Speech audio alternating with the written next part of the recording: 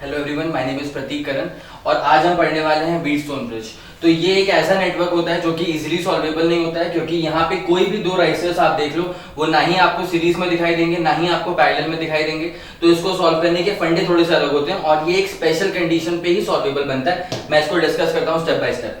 तो जैसे कि ये मैं मान लेता हूँ ये मेरा पहला वाला लूप है। अब जब मैं इसकी इक्वेशन लिखना शुरू करूंगा तो यहाँ पे क्या हो जाएगा, जैसे मैं यहाँ से आगे बढ़ रहा हूँ तो ये हाई पोटेंशियल है, ये लो पोटेंशियल है। मैंने जंप मारा तो ये हो जाएगा माइनस I1 और रेजिस्टेंस कितना है इसका P के बराबर। ये आपके पास हो गई पहला टर्म। उसके बाद फिर आप नीचे की तरफ आओगे, आपको ये गैल्वेनोमीटर दिखता है।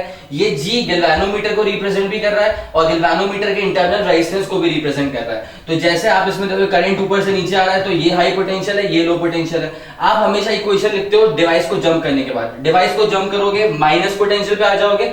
पोटेंशियल क्या होता है, करंट इनटू रेजिस्टेंस। करंट है IgG, रेजिस्टेंस है कैपिटल G। तो ये हो गया। फिर आप यहाँ पे आए, फिर आपको ऊपर की तरफ आना है क्योंकि आपने कहानी यहाँ पे स्टार्ट करी थी, कहानी वही एंड होगी।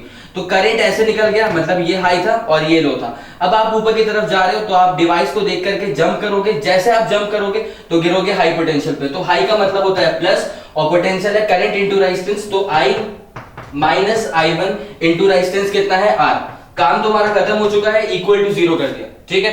अब यहाँ पे एक स्पेशल कंडीशन हमको लेनी पड़ती है कि अगर गैल्वेनोमीटर करंट 0 हो गया तो क्या हो जाएगा। तो अगर गैल्वेनोमीटर करंट 0 हो जाएगा तो जैसे मैं इस इक्वेशन को लिखूंगा तो ये इक्वेशन मॉडिफाई होकर के ऐसी बन जाएगी, I1P is equals to I minus I1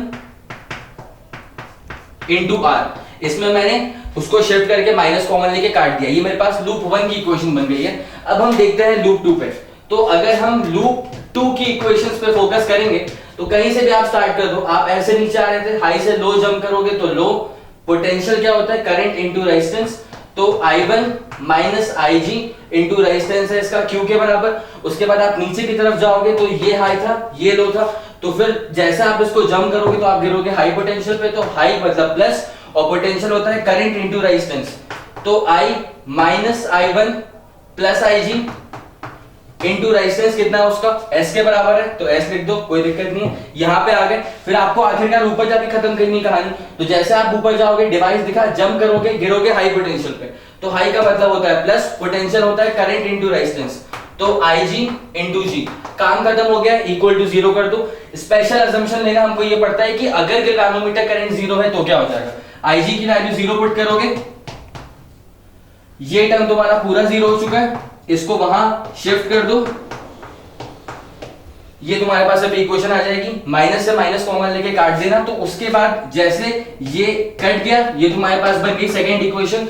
जैसे आप इन दोनों इक्वेशंस को डिवाइड करेंगे तो एक बहुत शानदार सा रिजल्ट अपन को मिलता है।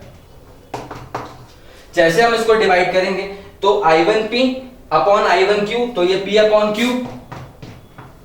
और यहां पे हमको मिल जाएगा R upon S। R upon S, हल्का सा शिफ्टिंग कर रहा हूं मैं, बड़ी चीज नहीं कर रहा हूं। ये P अपॉन R ले आया और यहां हो गया ये Q अपॉन S। ये बहुत ज्यादा इंपॉर्टेंट रिजल्ट है हमारे सामने। ठीक है।